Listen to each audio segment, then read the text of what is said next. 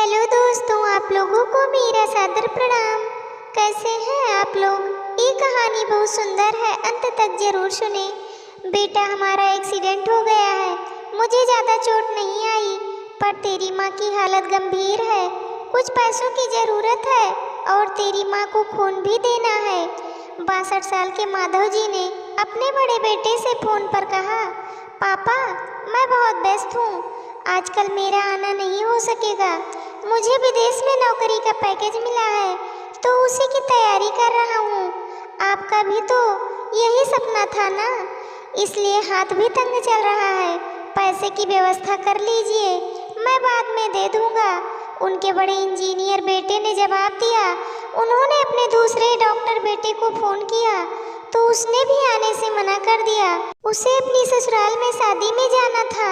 हाँ, इतना ज़रूर कहा कि पैसों की चिंता मत कीजिए, मैं भिजवा दूंगा। यह अलग बात है कि उसने कभी पैसे नहीं भिजवाए। उन्होंने बहुत मायूसी से फ़ोन रख दिया। अब उस नालायक को फ़ोन करके क्या फ़ायदा? जब ये दो लायक बेटे कुछ नहीं कर रहे तो वो नालायक क्या कर लेगा? उन्होंने सोचा और बोझिल कदमों से अस्पताल में पत्नी के पास पहुँचे और कुर्सी पर ढेर हो गए। पुरानी बातें याद आने लगी। माधव राय जी स्कूल में शिक्षक थे। उनके 3 बेटे और 1 बेटी थी। बड़ा इंजीनियर और मझला डॉक्टर था। दोनों की शादी बड़े घराने में हुई थी। दोनों अपनी पत्नियों के साथ अलग अलग शहरों में रहते थे। बेटी की शादी भी उन्होंने खूब धूमधाम से की थी। सबसे छोटा बेटा पढ़ाई में ध्यान नहीं लगा पाया था। 11वीं के बाद उसने पढ़ाई छोड़ दी और घर में ही रहने लगा। कहता था, मुझे नौकरी नहीं करनी, अपने माता पिता की सेवा करनी है। पर मास्टर साहब उससे बहुत नाराज रहते थे। उन्होंने उसका नाम नालायक रख दिया था। दोनों बड़े भाई पिता के आज्ञाकारी थे, पर वह गलत बात पर उनसे भी बहस कर बैठता था। इसलिए माधव जी उसे पसंद नहीं करते थे। जब माधव जी रिटायर हुए तो जमा पूंजी कुछ भी नहीं थी। सारी बचत दोनों बच्चों की उच्च शिक्षा और बेटी की शादी में खर्च हो गई थी। शहर में एक घर, थोड़ी जमीन और गांव में थोड़ी सी जमीन थी। घर का खर्च उनके पेंशन से चल रहा था।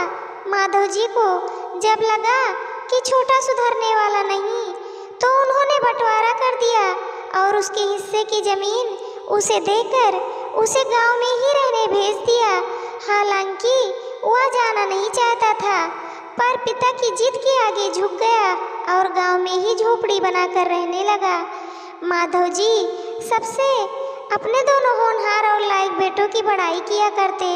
उनका सीना गर्व से चौड़ा हो जाता था, पर उस नालायक का नाम भी नहीं लेते थे। 2 दिन पहले दोनों पति पत्नी का एक्सीडेंट हो गया था। वह अपनी पत्नी के साथ सरकारी अस्पताल में भर्ती थे। डॉक्टर ने उनकी पत्नी को ऑपरेशन करने को कहा था। पापा सुनकर तंद्रा टूटी तो देखा सामने वही नालायक खड़ा था। उन्होंने गुस्से से मुंह फेर लिया, पर उसने पापा के पैर छुए और रोते हुए बोला, पापा आपने इस नालायक को क्यों नहीं बताया?